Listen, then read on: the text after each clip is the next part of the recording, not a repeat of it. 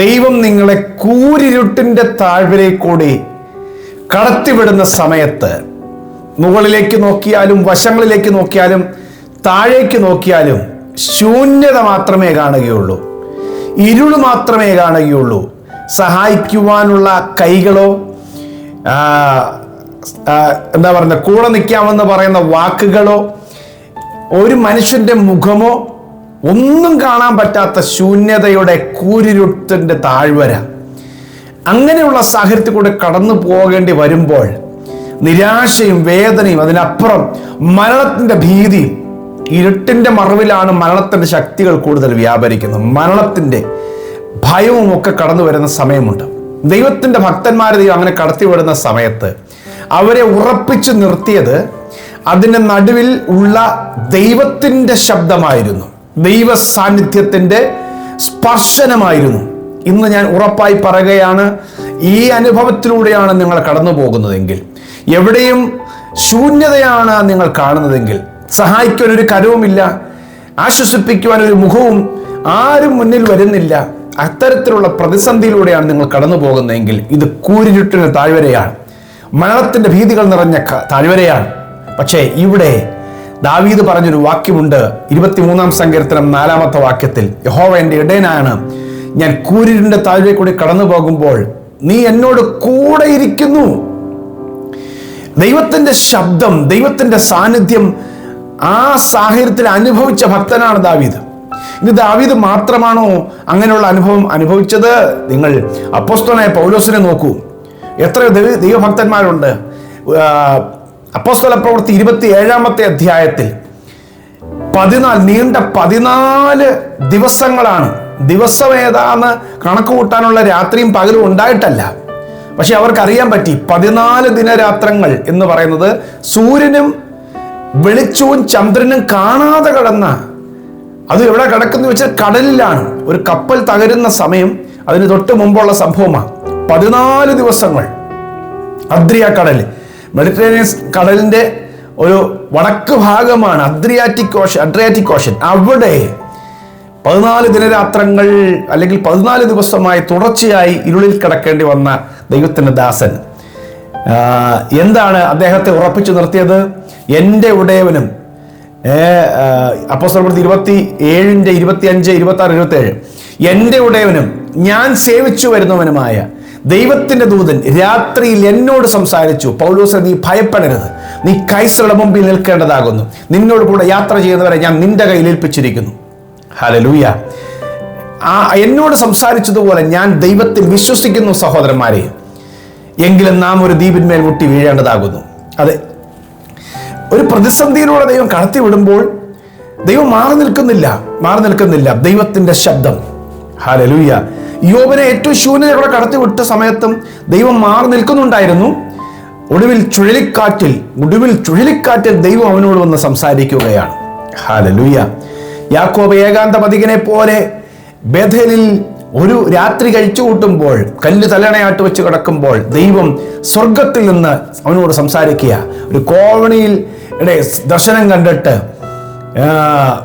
ദൂതന്മാർ കയറുകയും ഇറങ്ങുകയും ചെയ്യുന്നു. അതിൻ്റെ മുകളിൽ യഹോവ നിന്ന് അവനോട് സംസാരിക്കുകയാണ്. അതെ, ദൈവത്തിൻ്റെ സംസാരം, ദൈവത്തിൻ്റെ ശബ്ദം, ദൈവത്തിൻ്റെ ആലോചന നിങ്ങളുടെ പ്രതിസന്ധിയുടെ നടുവിൽ ദൈവം കേൾപ്പിക്കും. പൗലോസും ശീലാസും കാരാഗ്രഹത്തിൽ അർദ്ധരാത്രിയിൽ അവർ വേദനപ്പെട്ട് കിടക്കുമ്പോൾ, വളരെ ഇരുട്ടുള്ള സ്ഥലത്ത് പ്രതീക്ഷകളെല്ലാം നഷ്ടപ്പെടുത്തി നാളെ എന്ത് ഭവിക്കുമെന്നറിയാതെ, ഒരു മരണമാണ് മുൻപിൽ കാണാൻ പോകുന്ന അറിയാതെ ഇരിക്കുമ്പോഴും അവർ പ്രാർത്ഥിച്ച് പാടി സ്തുതിക്കുമ്പോൾ ദൈവപുത്രൻ അവിടെ പ്രത്യക്ഷനായി. ദൈവപുത്രൻ അവിടെ ഇറങ്ങി വന്നതിൻ്റെ കാൽപെരുമാറ്റം അവിടെ ഉണ്ടായപ്പോൾ ആ ജയിലെല്ലാം തുറന്നുപോയി, ഭൂകമ്പമുണ്ടായി, എല്ലാവരും വിടുതൽ പ്രാപിച്ചു. ഹല്ലേലൂയ. ഉപദ്രവിക്കാൻ വന്നവനും കൂടെ രക്ഷിക്കപ്പെട്ട് സ്നാനമേറ്റു. പ്രിയമുള്ളവരെ, നിങ്ങൾ കടന്നു പോകുന്ന ഈ ശോധനയിലും ദൈവത്തിന്റെ സാന്നിധ്യം ഇറങ്ങി. ആ ഇരുളിൽ യേശുവിന്റെ ശിഷ്യന്മാർ അക്കരയ്ക്ക് പോകാൻ യേശു പറഞ്ഞ് അർദ്ധരാത്രി സമയമായപ്പോൾ രാത്രിയുടെ 4-ാം യാമത്തിൽ ആ ശിഷ്യന്മാരുടെ പടകിനെ മുക്കിക്കളയുന്ന വലിയ കടൽ തിരമാലകൾ ഭീതി എന്ന് പറയുന്ന ശക്തിയുടെ ആർത്തലച്ച് വന്ന് അവർ ഭയപ്പെട്ടു പോയി. ഇനി അക്കരെ കടക്കുക എന്ന് മാത്രമല്ല, ഈ കടലിന്റെ ആഴത്തിലേക്ക് പോവുകയാണ്. യേശു കൂടെ ഇല്ലതാണ്. പക്ഷേ അവർ കണ്ട കാഴ്ച ഒടുവിൽ കാണുകയാണ്, രാത്രിയുടെ 4-ാം യാമത്തിൽ ആ കടലോളങ്ങളെ വാഹനമാക്കി അതിന്റെ കാൽക്കീഴാക്കി, കാലിന്റെ കീഴിലാണ് ഈ പൊങ്ങി വരുന്ന തിരമാല. അതിന്റെ മുകളിലൂടെ യേശു നടന്നു വരികയാണ് അവരുടെ ഇടയ്ക്കിലേക്ക്. അതെ, അർദ്ധരാത്രിയിൽ, രാത്രിയുടെ 4-ാം യാമത്തിൽ ആരും സഹായിക്കാനില്ലാത്ത ആ ഇരുട്ടിന്റെ അകത്തും ദൈവത്തിന്റെ പുത്രൻ നിങ്ങളെ സഹായിക്കാൻ വരും. ഈ ദൂത് കേൾക്കുന്ന എൻ്റെ പ്രിയ സഹോദരൻ കൊണ്ട് ഞാൻ പ്രവചന ആത്മാവിൽ പറയുകയാണ്, ആരും നിങ്ങളെ സഹായിക്കാനില്ലെന്ന് പറഞ്ഞിട്ടുണ്ടെങ്കിൽ ഇന്ന് പരിശുദ്ധാത്മ പറയുന്നു, ദൈവം നിങ്ങൾക്കൊണ്ട് ഒരു പുതിയ വഴിയും പുതിയ വാതിലും തുറക്കാൻ പോകുന്നു. നിങ്ങൾ മറുകരയെത്തുവാൻ, നിങ്ങൾ അപ്പുറം കടക്കുവാനുള്ള ദൈവിക വഴി കർത്താവ് വെട്ടി തുറന്നു തരാൻ പോവുക. വിശ്വസിച്ചോ? ഇത് നിങ്ങൾ സ്വീകരിച്ചോ? ഏത് വിഷയത്തിലാണ് ഇന്ന് നിങ്ങളെ അകപ്പെടുത്തിയിരിക്കുന്നത്, ഒറ്റപ്പെടുത്തിയിരിക്കുന്നത്, കർത്താവ് അതിനൊരു പ്രവൃത്തി അയക്കാൻ പോവുക. ഹല്ലേലൂയ, ആമേൻ. യെശയ്യാ പ്രവാചകന്റെ പുസ്തകം 41-ാമത്തെ അധ്യായത്തിന്റെ 10-ാമത്തെ വാക്യം പരിചിതമായ വാക്യമാ. നീ ഭയപ്പെടണ്ട, ഞാൻ നിന്നോട് കൂടെയുണ്ട്. നീ ഭ്രമിക്കേണ്ട, ഞാൻ നിന്റെ ദൈവമാണ്. ഞാൻ നിന്നെ സഹായിക്കും, ഞാൻ നിന്നെ ശക്തീകരിക്കും. എൻ്റെ നീതിയുള്ള വലങ്കരം കൊണ്ട് ഞാൻ നിന്നെ താങ്ങും. അതെ, താങ്ങേണ്ടവർ മാറിപ്പോകുമ്പോൾ, പിന്നോട്ട് വലിച്ചു കളയുമ്പോൾ കർത്താവ് പറയും, ഞാൻ നിന്നെ താങ്ങിക്കൊള്ളും. ഹല്ലേലൂയ, ഞാൻ നിന്നെ താങ്ങും. എൻ്റെ നീതിയുള്ള വലങ്കരം കൊണ്ട് ഞാൻ നിന്നെ താങ്ങും. ഹല്ലേലൂയ. മീഖാ പ്രവചനം 7-ാം അധ്യായത്തിന്റെ 8-ാമത്തെ വാക്യത്തിൽ എഴുതിയിരിക്കുന്നു, അല്പസമയത്തേക്ക് ഞാൻ നിന്നെ ഉപേക്ഷിച്ചെങ്കിലും മഹാകാരുണ്യത്തോടെ ഞാൻ മടക്കി വരുത്തും. താഴ്ത്തിയെങ്കിലും ഇനി നിന്നെ താഴ്ത്തുകയില്ല. ഹല്ലേലൂയ. ലൂക്കോസിന്റെ സുവിശേഷം 1-ാം അധ്യായം 24-ാം വാക്യം. ആ നാളുകൾ കഴിഞ്ഞിട്ട്, ആമേൻ, ഹല്ലേലൂയ, ആ നാളുകൾ കഴിഞ്ഞിട്ട്, അതെ, ഈ നാളുകൾ കഴിയും. ഈ വേദനയുടെ ഇരുട്ടിന്റെ നാളുകൾ കഴിഞ്ഞു പോകും. അതിനപ്പുറത്തേക്കുള്ള ദൈവിക പ്രകാശം നിങ്ങളെ തേടി വരും. ഇരുട്ടിലും അന്ധതമസിൽ വരുന്നവർക്ക് പ്രകാശിച്ചു എന്ന് എഴുതിയിരിക്കുന്നത് പോലെ ആ മരണത്തിന്റെ നിഴലിൽ കിടന്ന ആളുകൾക്ക് ദൈവത്തിന്റെ വെളിച്ചം വന്നു എന്ന് ലൂക്കോസ് 1:72 എഴുതിയിരിക്കുന്നത് പോലെ നിങ്ങളെയും തേടി ഇരുളിലും അന്ധതമസിലും കിടക്കുന്ന നിങ്ങളുടെ മേലും ദൈവത്തിന്റെ തേജസ് ഉദിക്കും. ഉദയം നിങ്ങളെ സന്ദർശിക്കും. ഹല്ലേലൂയ. അതെ, നിങ്ങളെ അന്വേഷിച്ച് ദൈവ സാന്നിധ്യം നിങ്ങളുടെ കൂടെ ഉണ്ട്. കൂരിരുട്ടിന്റെ താഴ്വരയിൽ കൂടെ കടന്നുപോയാലും ഭയപ്പെടണ്ട, നിങ്ങളെ സഹായിക്കുവാൻ ദൈവത്തിന്റെ സാന്നിധ്യമുണ്ട്. ആ സാന്നിധ്യമാണ് ദാവീദിനെ പിടിച്ചു നിർത്തിയത്. ജീവിതത്തിന്റെ ഒരുപാട് ഘട്ടങ്ങളിൽ ഒറ്റപ്പെട്ട് കൂരിരുട്ടിന്റെ താഴ്വരയിൽ കൂടെ കടന്നു പോകേണ്ട, ഗുഹകളിൽ താമസിക്കേണ്ടി വന്ന, ജീവിക്കേണ്ടി വന്ന വ്യക്തിയായിരുന്നു. പക്ഷേ അവിടെയെല്ലാം അവനോട് കൂടെ ദൈവ സാന്നിധ്യം ഉണ്ടായിരുന്നു. ഹല്ലേലൂയ. അവനെ ധൈര്യപ്പെടുത്തുവാൻ കർത്താവിന്റെ സാന്നിധ്യം ഇറങ്ങി വന്നു. പ്രിയമുള്ളവരെ, നിങ്ങൾ ഒരിക്കലും കൈവിടുകയില്ല. നമ്മുടെ കർത്താവ് ഒരിക്കലും നിങ്ങളെ ഉപേക്ഷിക്കില്ല. യേശു പറഞ്ഞു, ഞാൻ കൂടെ ഉണ്ട്, ലോക അവസാനത്തോളം എല്ലാ നാളും ഞാൻ നിങ്ങളുടെ കൂടെയുണ്ട്. ഇരുട്ടിന്റെ ശക്തികളെ നിങ്ങളെ തൊടാൻ ഞാൻ സമ്മതിക്കുകയില്ല. പാതാള ഗോപുര ശക്തികൾ നിങ്ങളെ തൊടാൻ സമ്മതിക്കുകയില്ല. ഹല്ലേലൂയ. നിങ്ങളെ വെളിച്ചമാക്കി ദൈവം മാറ്റും. ആമേൻ. ഞാൻ നിങ്ങൾക്കൂടെ പ്രാർത്ഥിക്കാൻ ആഗ്രഹിക്കുകയാണ്. ദൈവം നിങ്ങളുടെ സ്ഥിതികൾക്ക് മാറ്റം വരുത്തട്ടെ.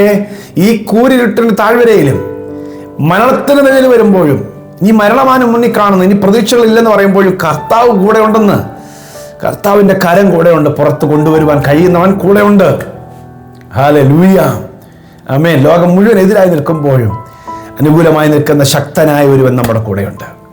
പ്രിയ കർത്താവേ, ഈ വചനം കേൾക്കുന്നതിന്റെ പ്രിയപ്പെട്ടവരോട് കൂടെ കർത്താവേ, മുഴുവൻ ശൂന്യത മാത്രം കാണുന്ന സ്ഥലത്ത് സ്വർഗത്തിലെ ദൈവം, നീ എന്നോട് കൂടെ ഇരിക്കുന്നുവല്ലോ, നീ ഭയപ്പെടേണ്ട, ഞാൻ നിന്നോട് കൂടെ ഉണ്ടെന്ന് പറഞ്ഞവൻ ഈ ജനത്തോട്, ഈ മക്കളോട് കൂടെ ഇരിക്കണമേ കർത്താവേ. നീ പുറത്ത് കൊണ്ടുവരണമേ. അവനെ തളർന്നു പോകുവാൻ അനുവദിക്കാതെ, നിരാശപ്പെട്ടു പോകാൻ അനുവദിക്കാതെ ദൈവം അത്ഭുതകരമായി മക്കളെ പുറത്തു കൊണ്ടുവരുവാൻ പോകുന്നതിനായി സ്തോത്രം. ഇത് അവസാനമല്ല, ഇതിനപ്പുറത്തേക്ക് വലിയൊരു ജീവന് മുന്നേറ്റവും ദൈവം കരുതുന്നു. 2026 കർത്താവേ, ഈ മക്കൾ പ്രവേശിക്കുമ്പോൾ ഒരു വലിയ വെളിച്ചത്തിലേക്ക് പ്രവേശിക്കട്ടെ. വഴികൾ ദൈവം തുറക്കട്ടെ. അത്ഭുതങ്ങൾ വെളിപ്പെടട്ടെ. കർത്താവ് അത്ഭുതങ്ങളെ ചെയ്യും. യേശുവിൻ്റെ നാമത്തിൽ ഈ മക്കളെ അനുഗ്രഹിച്ച് പ്രാർത്ഥിക്കുന്നു. കർത്താവ് അങ്ങനെ ചെയ്യും, യേശുവിൻ്റെ നാമത്തിൽ തന്നെ. ആമേൻ, ആമേൻ. ഈ സന്ദേശം നിങ്ങൾക്ക് അനുഗ്രഹമായെങ്കിൽ കുറേ പേർക്ക് ഷെയർ ചെയ്യണം. God bless you. Have A pleasant day.